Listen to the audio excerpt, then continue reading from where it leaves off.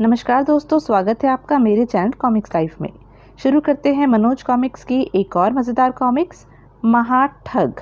महाठग, लेखक विमल Chatterjee, art S Rana. किसी समय रामपुर गांव में शंकर नाम का एक निर्धन किसान रहा करता था।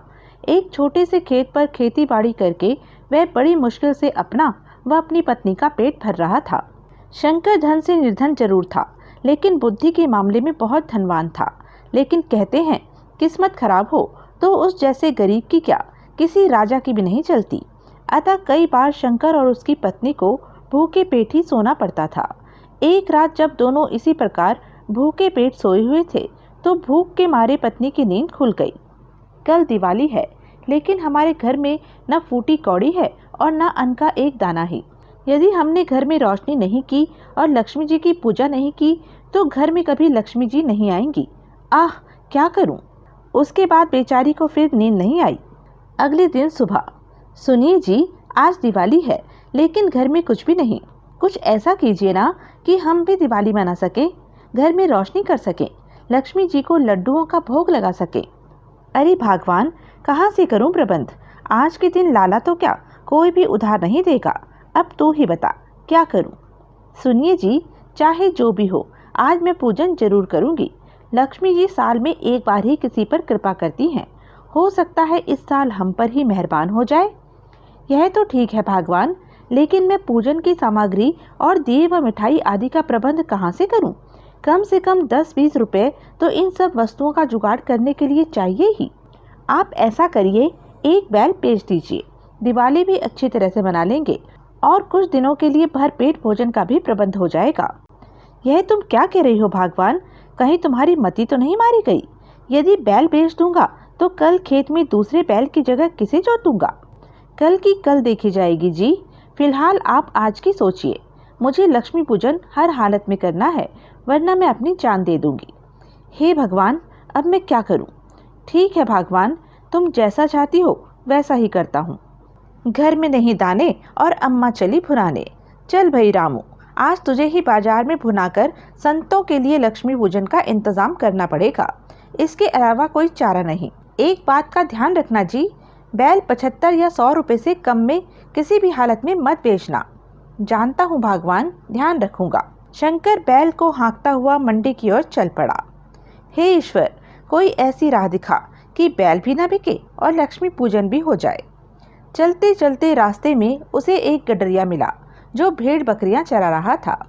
अरे भाई, यह बैल लेकर कहाँ जा रहे हो? बदकिस्मती से बैल बेचने पशु मंडी जा रहा हूँ। अरे तो भाई, तुम्हें मंडी जाने की क्या ज़रूरत है? तुम अपना बैल मुझे बेच दो। मुझे एक बैल की सख्त ज़रूरत है। बोलो, कितने रुपए लोगे? 100 रुपये से एक फूटी कौड़ी भी कम नहीं लूँगा। बोलो, मंजूर है? ना भाई ना, यह तो बहुत ज़्यादा कीमत है। मैं तो ज़्यादा से ज़्यादा 50 रुपये ही दे सकता हूँ। फिर इस मरियल से बैल की इससे ज़्यादा कीमत कोई दे ही नहीं सकता। तब तुम अपनी भेड़ बकरियां चराओ, मैं बैल की मंडी में कीमत लगवाता हूँ। अरे अरे भाई, एक मिनट तो रुको, मेरी बात तो सुनो। मैंने कहा ना कि मैं अपना बैल 100 रुपये से एक फूटी कौड़ी भी कम में नहीं बेचूंगा। फिर तुम अपना और मेरा समय क्यों बर्बाद कर रहे हो? अरे भाई, मिर्च क्यों चबा रहे हो? यदि हम आपस में दाम नहीं तय कर पा रहे हैं तो चलो किसी तीसरे व्यक्ति से करवा लेते हैं। वह तुम्हारे बैल की जो भी कीमत बताएगा हम उसी पर सौदा कर लेंगे। बोलो, मंजूर है? मंजूर तो है भाई, लेकिन यहाँ आसपास तो क्या, दूर दूर तक कोई तीसरा इंसान दिखाई नहीं दे रहा। फिर दाम किससे तय कराएंगे? अरे प्यारे भाई, रास्ते में कोई ना कोई मिल ही जाएगा, उसी से दाम तय करवा लेंगे। लेकिन एक शर्त और है, वह यह है कि वह व्यक्ति जो भी दाम बताएगा वह हम दोनों को ही मंजूर करना होगा। यदि तुमने मंजूर नहीं किया तो तुम्हारा बैल मुफ्त में ही मेरा हो जाएगा, और यदि मैंने मंजूर नहीं किया तो मेरी सारी भेड़ बकरियां तुम्हारी हो जाएंगी। अतः अच्छी तरह सोच लो। यह व्यक्ति तो ज़रूरत से ज़्यादा ही चालाक बनने की कोशिश कर रहा है। कहीं कुछ दाल में काला तो नहीं?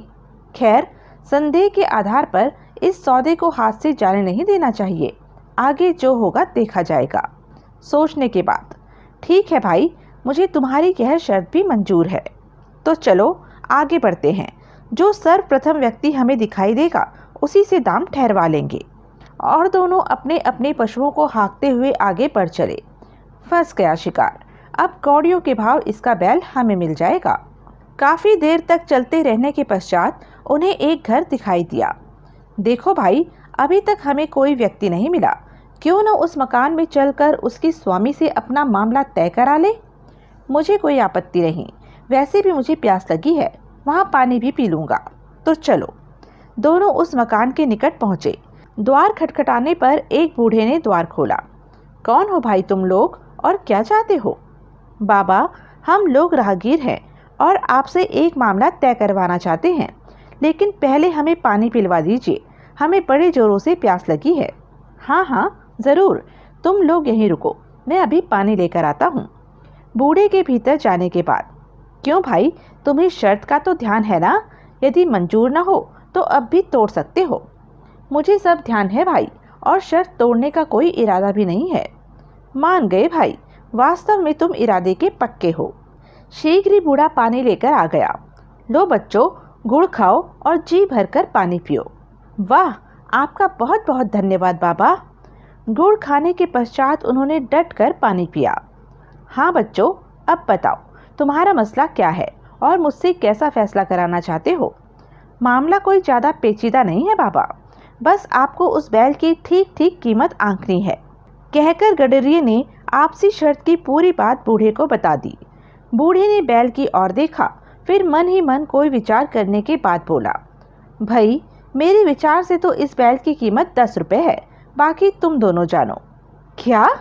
लेकिन बाबा, भाई मैंने तो अपना फैसला दे दिया, अब तुम मानो या न मानो, यह तुम्हारी मर्जी।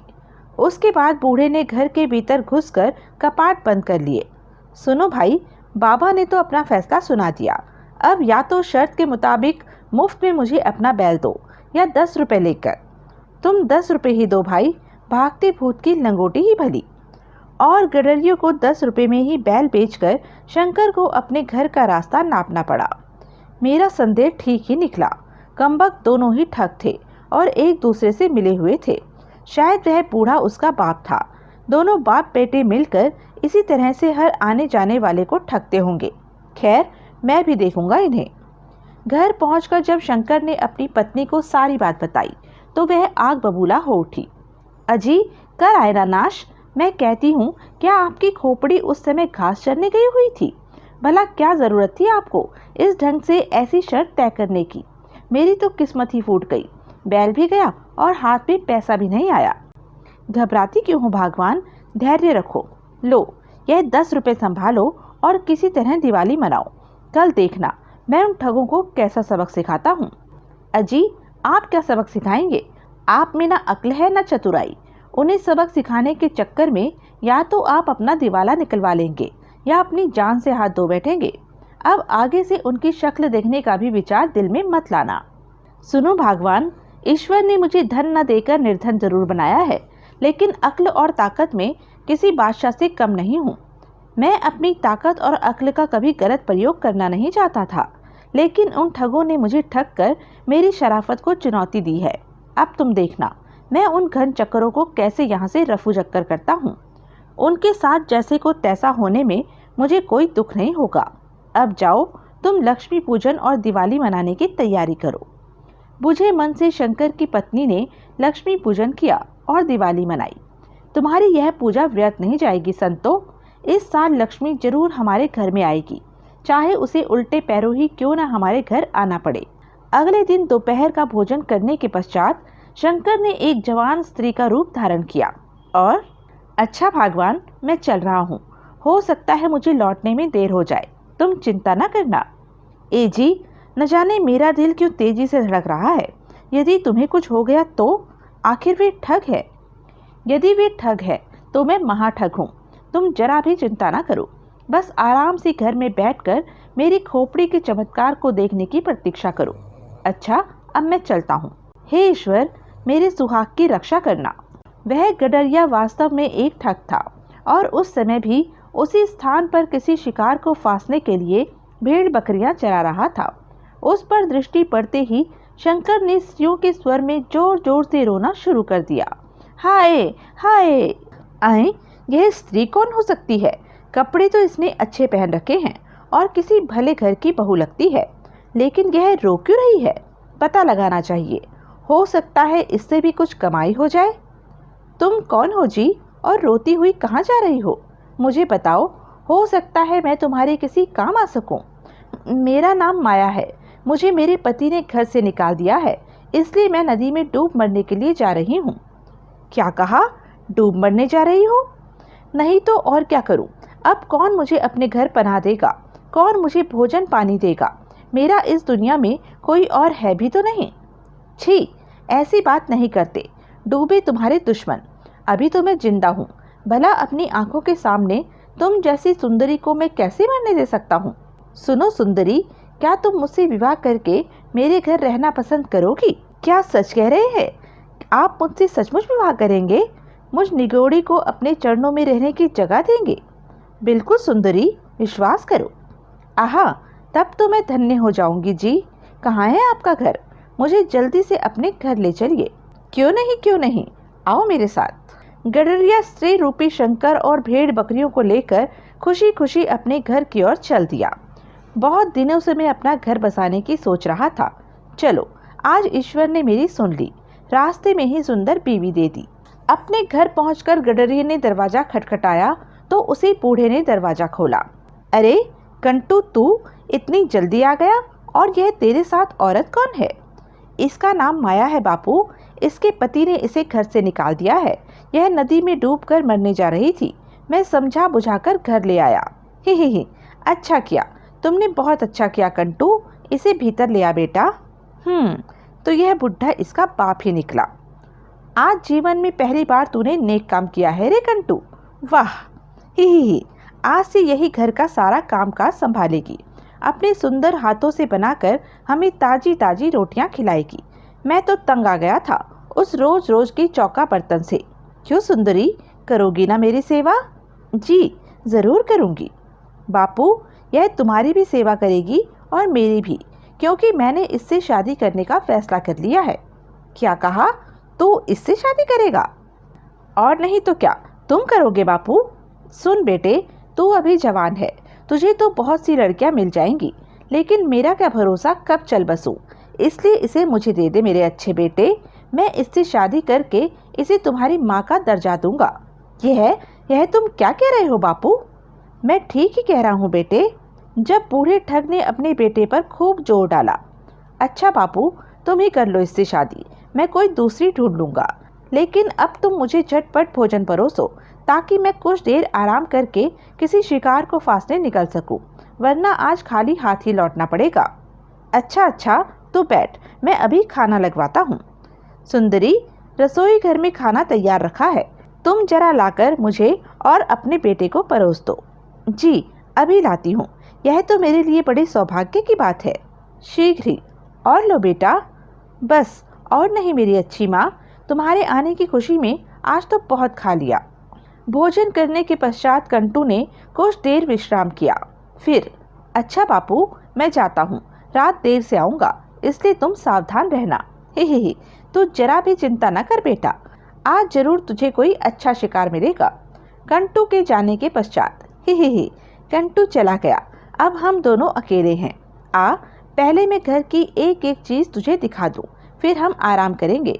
तू भी क्या याद रखेगी कि इस बार तेरा पाला किसी रईस से नहीं, बल्कि एक छोटे मोटे राजा से पड़ा है। शर्माती क्यों है? बुढ़े को बुढ़ापे में स्त्री मिलने की इतनी खुशी हुई थी कि वह घर की एक एक वस्तु के साथ साथ अपना छिपा हुआ धन भी उसे दिखाने लगा। देखा भागवान, यह जो तुझे घास आदि दिखाई दे रही है ना, दरअसल इसके नीचे एक गड्ढा है जिसमें सोने के सिक्कों से भरा एक मटका रखा है। आप सच कह रहे हैं जी? क्या आप इतने धनी हैं?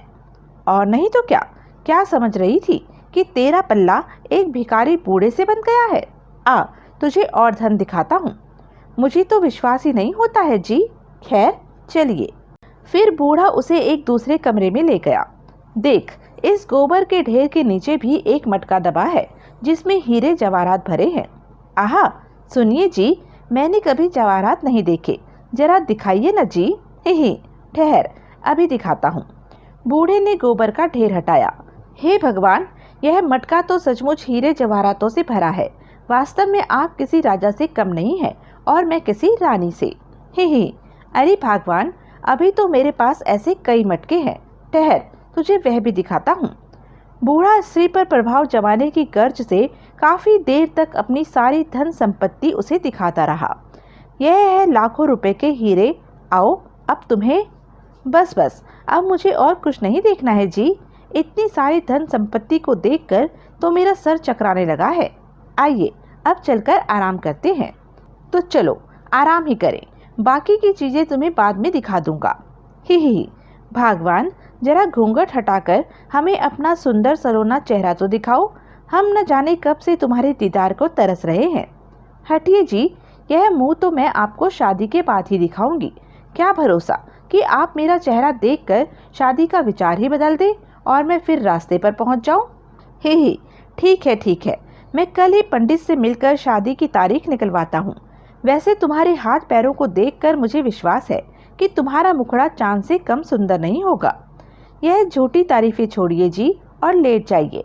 आप थक गए होंगे, मैं आपके पैर दबा देती हूँ। यह बूढ़ा खूसट अब भी शादी करने के सपने देख रहा है, लेकिन जब असलियत का पता चलेगा तो माथा पीट लेगा। लोगों को ठग कर इसने जो माल जमा कर रखा है, अब वह सब मेरे काम आएगा। जल्दी ही बूढ़े के खर्राटे गूंजने लगे। सो गया। अब मुझे अपना काम करके निकल चलना चाहिए।